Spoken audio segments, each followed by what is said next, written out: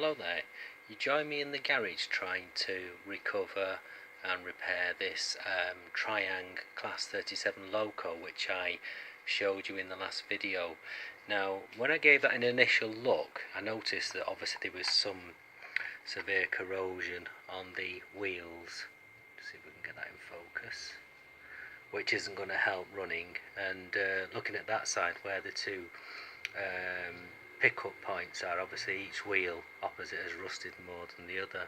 So what I'll do is I'll clean those up and see how we get on. Now, whilst I was having a closer look, if you look, I don't know whether I'm going to be able to show you this. Let's see if we can get this model. I don't have one of those cradles, those polystyrene cradles, so I might have to invest in one of them. Let's see what we can see.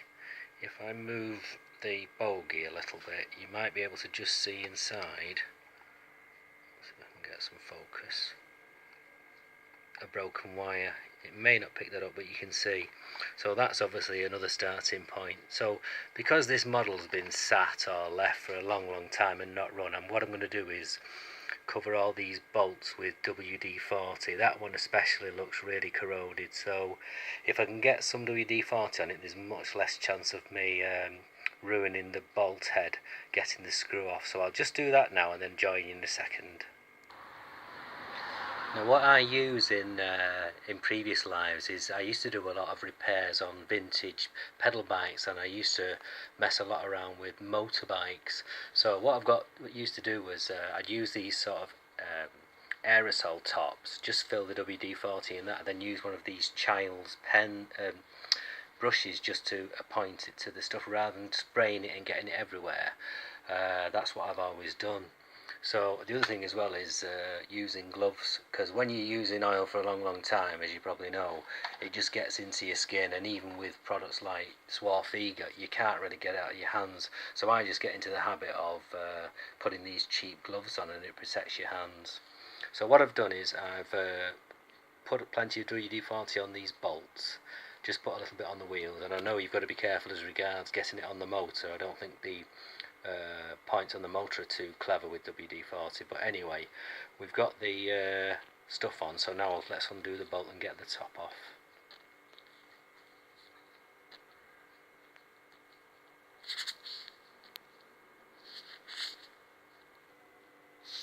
Okay, so the top's come off. It was only one screw, and then obviously just the clips at the side, so that came off very easy. Whether we can see that damage a little bit more.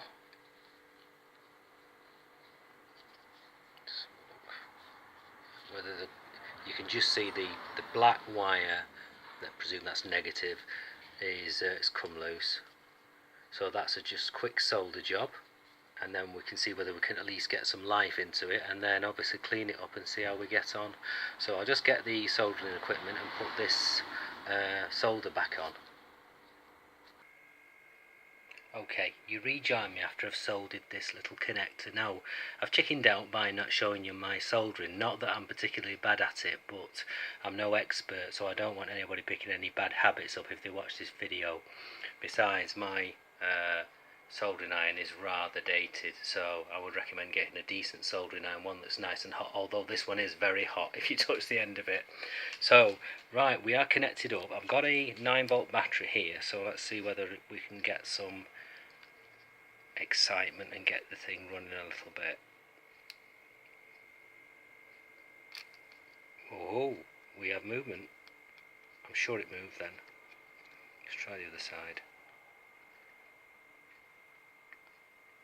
Or was I kidding myself? Just hang on a second. Try the other way. Yep, we have some movement. I think we are in business. So that's a good result. I'm going to take it up to the layout and give it a try with some proper power and see whether we can get it running, and then I can give it a proper clean.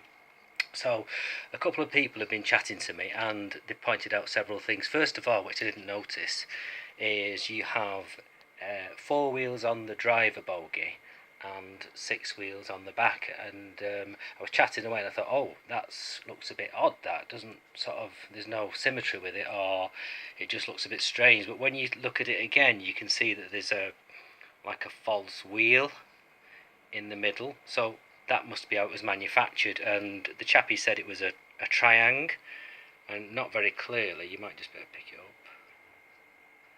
Just says Triang, so that's clearly how they were made in the olden days. Now, these Triang models, in case you don't know, have very thick wheels and flanges, and they're not going to like the new track.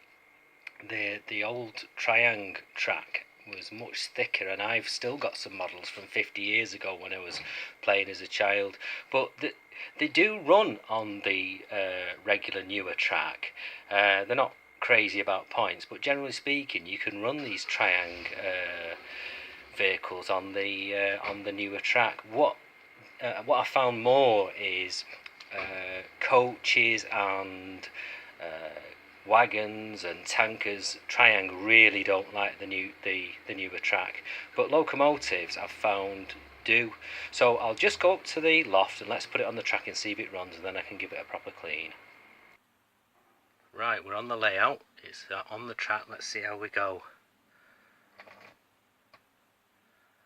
It's not wanting to go, that's probably because it's dirty. Oh, there we go.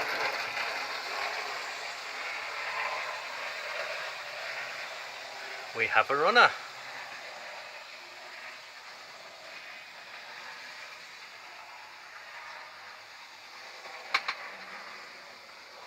It sounds a bit ropey, as you'd expect. It may have been stood for 20, 30, 40 years, so considering I've spent about 10 minutes doing this, I think that... Now here's something interesting. Let's check how it does the points.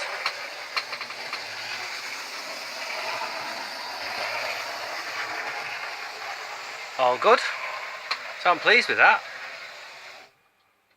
A result, so from what I've done, as long as you've got a reasonable amount of tools, alright, a soldering iron isn't your regular toolkit, but you can repair it, and this came from a model shop, so slightly surprised they didn't pick up on it, but then again, is it worth their time? They're better off just selling it to somebody else and getting their money, sort of thing. So okay, that's the end of the video. I hope it will be of some use to somebody. See you for now.